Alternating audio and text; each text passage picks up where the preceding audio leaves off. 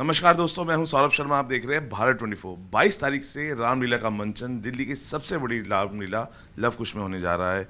और इस समय मेरे साथ किंशुक वैद्य हैं जो राम का किरदार निभा रहे हैं। सब बहुत बहुत स्वागत है आपका। धन्यवाद। अच्छा, क्योंकि पुरुषोत्तम मर्यादा राम जी का जो जीवन आप दिखाने जा रहे हैं इस मंच पे, आसान नहीं होता है, क्योंकि बहुत चीज़ों की मर्यादा हमें भी इस किरदार को निभाते हुए रखनी होती है।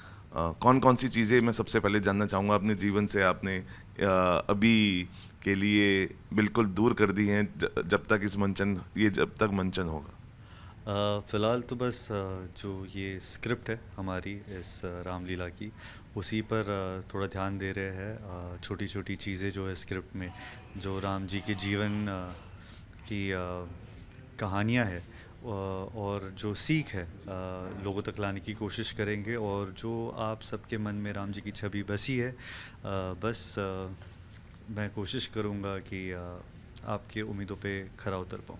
अच्छा, क्योंकि बहुत सारे किरदार आपने निभाए, लेकिन जब भी माइथोलॉजिकल किरदारों की बात होती है, एक्स्ट्रा एफर्ट्स आपको लगता है कि एक एक्टर को लगाने पड़ते हैं उन किरदारों के लिए। जी, मतलब क्या होता है, नॉर्मल शोज़ आप करते हो तो जो भी आपका किरदार होता है आप उसे एक साँचे में ढालते हो।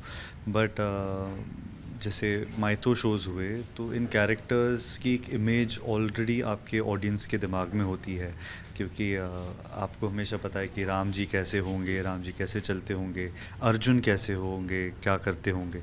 तो हमें एज एक्टर्स हमें यही कोशिश करनी होती है कि जो इमेज ऑडियंस के दिमाग में है हम उस पर खरे उतर पाए। अच्छा किंशुक भाई, अगर मैं जान रहा क्योंकि आप अपनी रियल जिंदगी में स्पिरिचुअल ज़्यादा है या रिलीजियस। स्पिरिचुअल ज़्यादा, स्पिरिचुअल ज़्यादा हूँ। मतलब ऑफ कोर्स रिलीजियस भी हूँ, बट स्पिरिचुअल ज़्यादा हूँ। अच्छा, क्योंकि ये मंच ऐसा है, क्योंकि रीटेक्स का मौका नहीं मिलता, और जब आप कोई किरदार निभा रहे होते टीवी सीरियल्स के लिए, उसमें मौके की गुंजाइश होती है। लेकिन इस बार आपको 25 करोड़ से ज़्यादा लोग देखेंगे।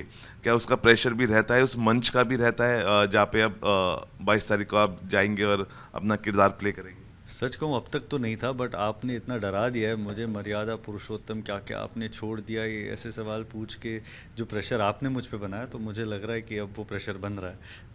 बट नहीं, एक बात मैं बताना चाहूँगा कि जब भी हम ऐसे किरदार करते हैं ना, तो जब वो किरदार ख़त्म हो जाता है तब आपको एहसास होता है कि वो किरदार मैं कर ही नहीं रहा था। मतलब एक अलग ऊर्जा होती है आपके अंदर उस समय, और आप वो ऊर्जा आपसे वो किरदार निभाने की ताकत आपको देती है।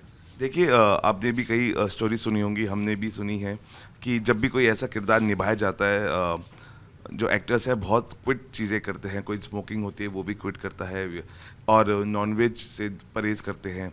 और अभी बॉलीवुड में सबसे बड़ी रामायण बनने जा रही है, जिसकी तैयारी भी चल रही है। आपको लगता है कि ये वही कहानियाँ हैं जो घूम के आ रही हैं, क्योंकि रामायण महाभारत से निकली हुई कहानियाँ हैं जो हमारे इर्द गिर्द है, और वही हम अपने जीवन में भी अपनाते हैं। मुझे पता नहीं आपको पता है कि नहीं, बट ऐसे कहा जाता है कि दुनिया की कोई भी कहानी हो, वो ऐसी कहानी नहीं है जो महाभारत में ना हो। सो हमारे महाभारत में हर कहानी है। तो किसी को भी लगे कि अरे मैंने कुछ आउट ऑफ द बॉक्स किया है, कोई नई कहानी निकाली है, बट वो महाभारत का चाहे वो छोटा सा अंश हो या कोई बड़ा एपिसोड हो, बट वो महाभारत में ज़रूर है। अच्छा, इस स्क्रिप्ट की क्या तैयारियाँ पहले से चल रही हैं? बिकॉज एक्साइटमेंट रहता है, सबसे ज़्यादा एक्साइटमेंट रहता है परिवार को, जब उनको पता लगता है कि रामलीला के मंच पे मेरा बेटा जाके परफॉर्म कर रहा है, और वो भी वो किरदार जो हमेशा से ही कहते हैं ना, जिसने भी निभाया, लोगों ने उसको बाहर निकल के भी राम के अपने नज़र से देखा, पैर छुए। तो वही आपको लगता है कि बहुत इमोशन जुड़े रहते हैं, और परिवार के सबसे ज़्यादा, और इसलिए किंशुक भी इमोशनल हो जाते हैं जब परिवार ये कहते हैं कि रामलीला मंच पे मेरा बेटा परफॉर्म कर रहा है। नहीं, ऑफ कोर्स, मतलब आई थिंक ऐसे किरदार निभाने के लिए आप चूज़ नहीं कर सकते, ये आपको चूज़ किया जाता है कि आपको ऐसा अवसर मिले कि आप ऐसा किरदार निभा पाए।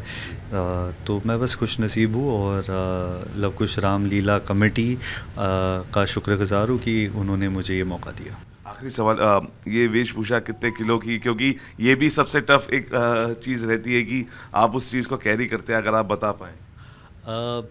आदत इतनी हो गई है काम करते करते इतने सालों में, जब ये कपड़े पहन लेते हैं ना तो वो शरीर का एक हिस्सा बन जाते हैं, तो वज़न महसूस ही नहीं होता।